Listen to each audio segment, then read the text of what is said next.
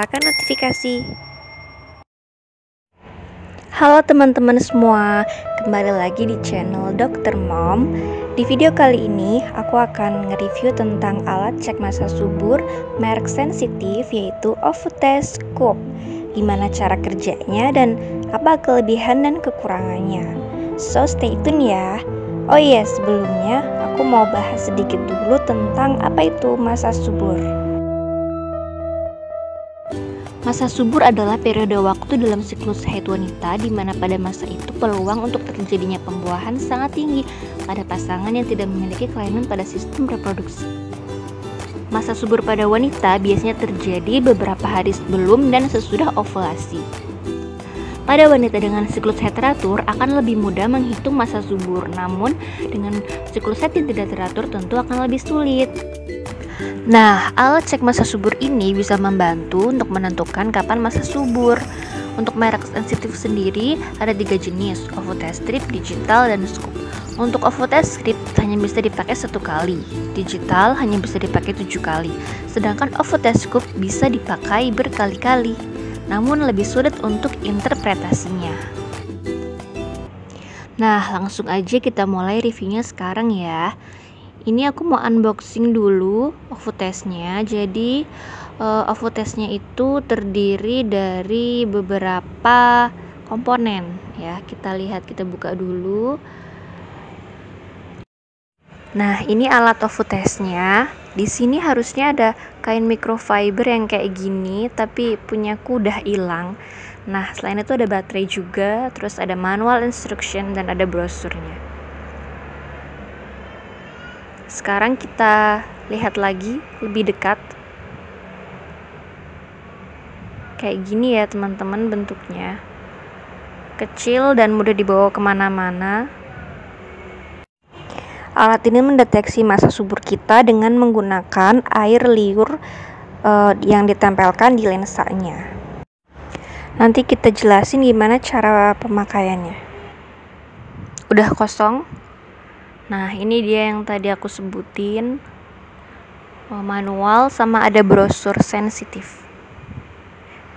Di sini isinya tentang review produk-produk dari sensitif selain Ovotest, ada alat tes kehamilan dan lain-lain. Terus untuk selanjutnya kita akan langsung review cara pemakaiannya. Pertama, kita buka dulu dengan cara memutar. Nah, kelihatan ya, ada lensa. Terus itu bisa dinyalain dengan cara dipencet tombol yang biru.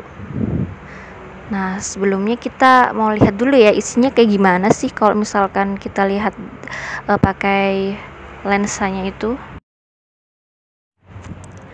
Penampakannya kayak gini ya teman-teman. Ini aku rekam waktu belum hamil, jadi ini kelihatan bukan massa subur karena nggak beraturan gambarnya.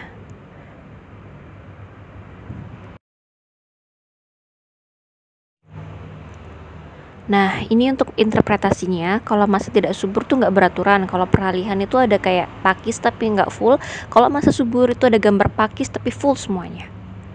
Nah, ini dari sini kelihatan ya nggak subur karena nggak beraturan, nggak ada gambar pakis sama sekali. Nah, kalau ini udah mulai ada udah mulai ada bunga pakisnya, itu adalah masa peralihan. Kelihatan ya teman-teman yang di pojok kiri bawah itu ada struktur seperti bunga pakis, namun belum full di seluruh lapang pandang. Jadi cuman satu kecil aja di bawah. Jadi ini adalah masa peralihan menuju subur. Nah, kalau yang ini beda banget ya. Udah full semua dan ini adalah masa subur. Nah, beda banget, struktur bunga pakisnya hampir full, dan pada masa ini kadar LH sedang dalam puncaknya, di mana 12 sampai 24 jam lagi akan terjadi ovulasi, sehingga merupakan saat yang tepat untuk berhubungan bila ingin program hamil. Nah, itu tadi cara interpretasi hasilnya. Cara pakainya gampang. Pertama, kita putar dulu lensanya. kita lepas, nah di situ ada lensa lagi di bagian dalam ya. Jadi ada 2 lensa. Nah, lensa yang di bagian luar itu untuk kita ngelihat hasilnya di situ. Nah, sedangkan lensa yang di bagian dalam ini nanti harus ditaruh air liur kita. Air liur ditaruh di situ, ditempelin di situ. Nah, nanti ditunggu selama sekitar 30 menit. Ya, setelah 30 menit baru bisa dibaca. Nah, kalau udah sekitar 20 sampai 30 menit, kita pasang lagi ke tempatnya. Jangan sampai kebalik ya, teman-teman. Nah, kalau udah dirasa pas, udah kayak gitu, kita pencet lagi tombol birunya. Setelah itu siap deh untuk dilihat. Nah, air liur yang paling baik adalah air liur waktu bangun tidur pertama kali, dan 2 jam sebelumnya gak boleh makan ataupun minum. Jangan lupa setelah pemakaian lensanya harus selalu dibersihkan dengan kain fiber yang tadi udah aku tunjukin ya. Nah, udah selesai, gitu cara pakainya. Gampang banget kan teman-teman? Dan ini ngebantu banget loh buat teman-teman yang lagi merencanakan untuk program hamil. Kelebihan dari Ovotescope ini adalah pemakaiannya bisa berkali-kali.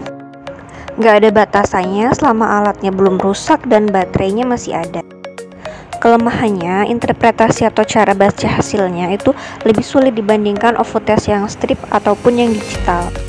Untuk teman-teman yang lagi program hamil, ini membantu banget karena kita bisa tahu kapan masa subur kita.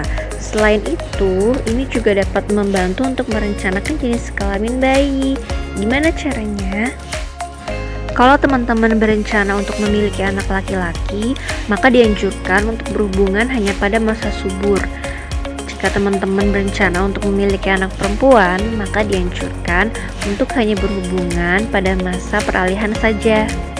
Ini hanya cara untuk meningkatkan peluang aja, namun belum tentu berhasil juga ya teman-teman. Nah, itu dia tadi review aku tentang Ovotescope, alat uji masa subur dari merek Sensitive. Semoga membantu ya teman-teman. Kalau misalkan ada yang mau bertanya, bisa tinggalkan komen di kolom komentar. Terima kasih udah nonton video ini. Jangan lupa like dan subscribe.